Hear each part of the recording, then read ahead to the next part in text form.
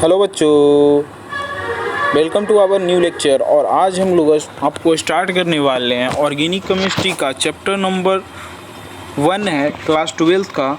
और इस चैप्टर का नाम है, आप लोग को स्लाइड पे दिख रहा होगा, हैलो अल्केन्स एंड हैलोरिन्स, और इसको हम हैलोजन डेरिवेटिव्स भी बोलते हैं। तो चलिए इस लेक्चर को आप लोग को आगे बढ़ाते हैं। तो चलिए इस लेक्चर में आप लोग बने हुए रहिए। एनसीईआरटी बेस्ड हम इस लेक्चर को क्लियर करने का कोशिश करेंगे। तो जो बच्चे जुड़ रहे हैं नए, उनसे बस एक एक्सपेक्टेशन है बच्चा लोग, चैनल को सब्सक्राइब कर लीजिएगा, क्योंकि ये वीडियो आप लोग को 15-15 मिनट का हम लोग छोटे छोटे वीडियो प्रोवाइड करेंगे। तो अगर आपको आने वाले अगर वीडियो सीरीज वाइज देखिएगा तो आपका ऑर्गेनिक केमिस्ट्री बहुत वेस्ट हो जाएगा, ये हम आपको गारंटी देते हैं। तो जो बच्चे नए जुड़ रहे हैं वो सब्सक्राइब कर लीजिएगा और वीडियो को शेयर कर दीजिएगा, ताकि ये वीडियो सबके पास पहुँच सके। तो ये देखिए, हम लोग केमिस्ट्री का पार्ट 2 है, जो कि आप लोग को लेकर ये आप लोग बैठ जाइए। क्लास 12th है, चैप्टर नंबर 1 है, लेक्चर 1 अभी स्टार्ट करने वाले हैं। तो बेसिकली इस चैप्टर में हम लोग जितने भी टाइप्स ऑफ रिएक्शन है वो हम लोग डिस्कस करेंगे, और मैकेनिज्म देखेंगे, और कौन कौन से रिएक्शन आप लोग को इस चैप्टर में पढ़ने हैं वो सारे हम इसको कैरीड आउट करेंगे। तो चलिए हम लोग चैप्टर को स्टार्ट करते हैं बिना समय गंवाए हुए। तो चलिए वीडियो की ओर बने हुए रहिएगा। तो बच्चा लोग देखिए, इस चैप्टर का नाम है हैलो अल्केन्स एंड हैलोरिन्स, और एनसीईआरटी में यूनिट 10 करके चैप्टर दिया हुआ है। तो आप लोग ये चैप्टर देख लीजिएगा, और चैप्टर फर्स्ट पेज में आप लोग को इस तरह से आप लोग को दिख रहा होगा। तो देखिए यहाँ पे the replacement of hydrogen atom का रिप्लेसमेंट हो रहा है, मतलब उसको हटाया जा रहा है। कहाँ से? हाइड्रोकार्बन से, एलिफेटिक और एरोमेटिक हाइड्रोकार्बन से। तो एलिफेटिक मतलब होता है ओपन चेन कंपाउंड, और एरोमेटिक में होता है क्लोज चेन कंपाउंड, जैसे हो गए बेंजीन रिंग, और वो फॉलो करे हकेल रूल। तो ये देखिए आप लोग को, ये हो गया एरोमेटिक कंपाउंड जो कि बेंजीन है, आपको दिख रहा होगा। और उसमें से आपको ओपन चेन कंपाउंड हाइड्रोकार्बन जैसे मीथेन हो गया CH4। तो इसमें हाइड्रोजन कितने हैं बच्चा लोग? 4 है। तो इससे एक हाइड्रोजन निकाल दीजिए। तो यहाँ पे एक हाइड्रोजन अगर निकालिएगा तो यहाँ पे क्या बन जाएगा? 3 हाइड्रोजन बच जाएगा। और इसको एक हाइड्रोजन निकालिएगा तो इसका वैलेंसी फ्री हो जाएगा। तो ये CH3 ऐसा वैलेंसी फ्री आपको दिखाई देता है। और उसको रिप्लेस करना है किसके साथ? Halogen atom. हैलोजन आपको बताया गया कि हैलोजन कौन कौन से ग्रुप है। हैलोजन में आ जाता है फ्लोरीन आ जाएगा, आपका क्लोरीन आ जाएगा, आपका ब्रोमीन आ जाएगा, और आपका आयोडीन आ जाएगा, जो कि हैलोजन फैमिली आप लोग को पीरियोडिक टेबल में बताया गया होगा। तो इसमें बेसिकली हम लोग रिप्लेस करेंगे किससे? एलिफेटिक और एरोमेटिक को एक हाइड्रोजन को हटाकर हैलोजन एटम से कैसे रिप्लेस करेंगे देख लीजिए आप लोग। CH4 है जो कि मीथेन है, इससे एक हाइड्रोजन हटाएं और CH3 बन गया, और इसके साथ एक अगर मान के चलिए कि फ्लोरीन अटैच करते हैं तो इसको हम बोलेंगे फ्लोरोमीथेन। तो हैलो अल्केन है तो ये देखिएगा फ्लोरोमीथेन है। यहीं पे आप लोग को एग्जाम्पल देते हैं आप लोग को, ये देखिए,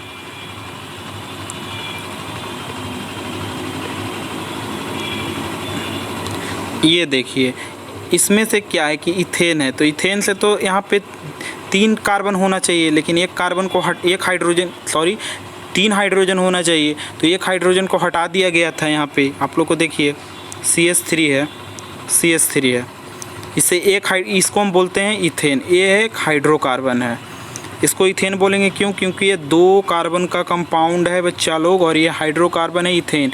इससे अगर एक यहाँ पे 3 हाइड्रोजन है, उसका एक हाइड्रोजन हटा दें तो देखिए फाइनली स्ट्रक्चर क्या बनता है आप लोग को देखिएगा। आप लोग CH3 हो गया तो CH2 बच जाएगा, और एक वैलेंसी फ्री है जो कि हम लोग क्लोरीन से अटैच कर रहे हैं। तो इसको हम नाम क्या बोलेंगे? क्लोरोइथेन। तो यही है आप लोग को हाइड्रोकार्बन से आपको एक हाइड्रोजन हटाकर क्या अटैच करना है? हैलोजन ग्रुप को आपको इनकलकेट करना है। अब देखिए, जो आप लोग एलिफेटिक में अगर हैलोजन एटम को इनकलकेट करते हैं तो उसको अल्काइल हाइलाइड बोलते हैं। अगर यही आप बेंजीन में अगर इसको इनकलकेट कीजिएगा तो उसको हम बोलते हैं हैलोअरीन्स। मान के चलिए कि अल्काइल, ये देखिए बेंजीन रिंग है जो कि आपको एरोमेटिक है। तो एरोमेटिक रिंग से अगर कोई भी अगर ग्रुप जुड़ जाता है हैलोजन ग्रुप, तो उसको हम बोलते हैं हैलोअरीन्स। तो देखिए यहाँ पे यही आपको लाइन में दिख रहा होगा, हैलो अल्केन्स और एराइल हैलाइड बोलते हैं रिस्पेक्टिवली। हैलो अल्केन्स रहते हैं जो कंटेन करते हैं हैलोजन एटम, बिल्कुल सही है, attach to sp3 hybridized carbon atom. sp3 hybridized carbon atom से अटैच होते हैं क्योंकि CH3Cl है, तो CH3Cl में आप कार्बन का अगर हाइब्रिडाइजेशन निकालते हैं तो आपको sp3 हो जाता है। अगर वहीं पे अगर आप एरोमेटिक रिंग से, मान के चलिए बेंजीन रिंग से यहाँ पे हाइड्रोजन एक हटा रहे हैं, ये देखिए बच्चा लोग, यहाँ पे देखिए, यहाँ पे आप मान के चलिए यहाँ पे एक ग्रुप लगाए हैं जो कि हैलोजन है, तो यहाँ पे अगर आप इसका हाइब्रिडाइजेशन निकालते हैं तो ये sp2 होता है। लेकिन अगर आप यही CH3Cl जो कि आपको ओपन चेन कंपाउंड थे, जो कि एलिफेटिक थे, उसमें आपको sp3 हो जाते हैं हाइब्रिडाइजेशन। तो हमेशा याद रखिएगा जो कि हैलो अल्केन्स का जो हाइब्रिडाइजेशन होता है, जो कार्बन से अटैच्ड होते हैं हैलोजन ग्रुप, वहाँ पे उसका sp3 हाइब्रिडाइजेशन होता है। बट आफ्टर आपको यहाँ पे देखना है कि जो हैलो एरिन्स होते हैं वहाँ पे उसका जो कार्बन का वैलेंस हाइब्रिडाइजेशन होता है वो होता है sp2। तो देखिएगा sp2 का हाइब्रिडाइज्ड कार्बन से अटैच्ड होते हैं aryl group. Many halogen containing organic compound, halogen containing organic compound, वो ऐसा ऑर्गेनिक कंपाउंड जो कि हैलोजन को कंटेन करते हैं, उसको यूज करते हैं हम लोग डे टू डे लाइफ में। क्लिनिकली यूज होते हैं, हॉस्पिटल में यूज होते हैं, इंडस्ट्री में यूज होते हैं, तो बहुत जगह इसका यूज होता है। तो यही आपको यहाँ पे बताया जा रहा है, जो कि आपको ये बेसिक है, आपको ये सब ज़्यादा आपको आप लोग खुद देखिएगा समझने का, जो कि आपको टफ इतना नहीं है। अब देखिए, they are used as a solvent for relatively non polar compound and starting material for synthesis of a wide range of organic compound, जो कि आपको हैलो अल्केन्स और हैलो एरिन्स जो कि हैलोजन डेरिवेटिव ऑर्गेनिक कंपाउंड होते हैं, उसमें जैसे कि आपको ये सॉल्वेंट के तरह यूज होते हैं। सॉल्वेंट के काम क्या रहता है कि उससे होता है क्या कि न्यू ऑर्गेनिक कंपाउंड का बनाने में मदद करता है। जैसे कि CCl4 है जो कि कार्बन है, उससे चारों हाइड्रोजन इसका हटाकर क्लोरीन को इनकलकेट कर देने, तो ये तो हो गया हैलो अल्केन्स। तो ये क्या बोलते हैं, इसको कार्बन टेट्रा क्लोराइड बोलते हैं, और ये बहुत अच्छा सॉल्वेंट है, और इससे क्या होता है कि बहुत ज़्यादा अलग अलग कंपाउंड बनाने में, नया कंपाउंड बनाने में मदद मिलता है। तो वही लाइन आपको ऊपर में बताया जा रहा है। अब देखिएगा, chlorine containing antibiotic. Chlorine containing antibiotic ऐसा एंटीबायोटिक जिसमें क्लोरीन हो, जैसे कि आपको क्लोराफेनिकोल जो आपको एंटीबायोटिक है उसमें क्लोरीन होता है, और उसका काम क्या रहता है कि जो सॉइल माइक्रो ऑर्गेनिज्म का जो आपका सॉइल माइक्रो ऑर्गेनिज्म होता है, उसको आपको टाइफाइड फीवर जो कंटेन करता है उसको रोकने में काम देता है। ये एंटीबायोटिक जो आपको टाइफाइड जो डिजीज़ है उससे ये रोकने में काम देता है। तो ये किससे बेसिकली बना हुआ रहता है, क्लोरीन से बना हुआ है। तो इसका जो एंटीबायोटिक का नाम है वो याद कर लीजिएगा, जो कि इम्पॉर्टेंट है, वो आप लोग देख लीजिएगा। अब देखिए, our body produces iodine containing hormone. हमारे बॉडी जो होते हैं वो प्रोड्यूस करते हैं आयोडीन कंटेनिंग हार्मोन्स, जो कि हार्मोन का नाम है थायरोक्सिन हार्मोन, और वो निकलते हैं थायराइड ग्लैंड से, जो कि आप लोग को गला के पास होते हैं थायराइड ग्लैंड, और थायरोक्सिन को सिक्रेट करते हैं। थायरोक्सिन में क्या होता है बच्चा लोग, आयोडीन होता है। और अगर ये हार्मोन के आपको बॉडी में डिफिशियंसी हो जाए तो इससे एक डिजीज होते हैं, उसका नाम है ग्वाइटर। तो हमेशा याद रखिएगा कि जो कि आपका जो थायरोक्सिन जो आपका ये आपका हार्मोन है जो आपके बॉडी में सिक्रेट होते हैं, उसके डिफिशियंसी के से ग्वाइटर डिजीज हो जाता है। वो जो आपका थायरोक्सिन जो आपका हार्मोन है वो बना हुआ रहता है बेसिकली एक आयोडीन से।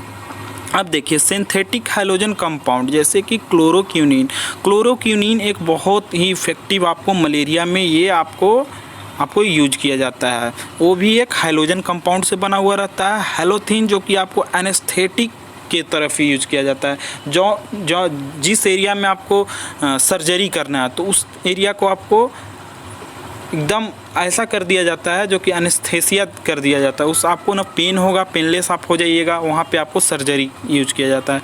बहुत जगह इसका यूज होता है, जैसे कि फुल्ली फ्लोरिनेटेड कंपाउंड को हम लोग ब्लड पोटेंशियल को सब्स्टिट्यूट करने में मदद करता है। सर्जरी में।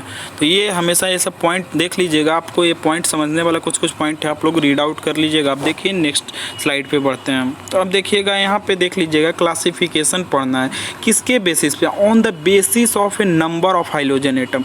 अब देखिएगा नंबर ऑफ हाइड्रोजन एटम के बेसिस पे आपको क्लासिफिकेशन पढ़ना है। जैसे कि यहाँ पे एक्स देख रहे होंगे, 1 होगा, यहाँ पे एक्स 2 है, यहाँ पे एक्स 3 है। तो हर एक जगह नंबर हाइड्रोजन एटम का डिफरेंस हो रहा है। यहाँ पे 2 है, यहाँ पे 3 है, यहाँ पे 1 है, यहाँ पे 2 है, यहाँ पे 3 है।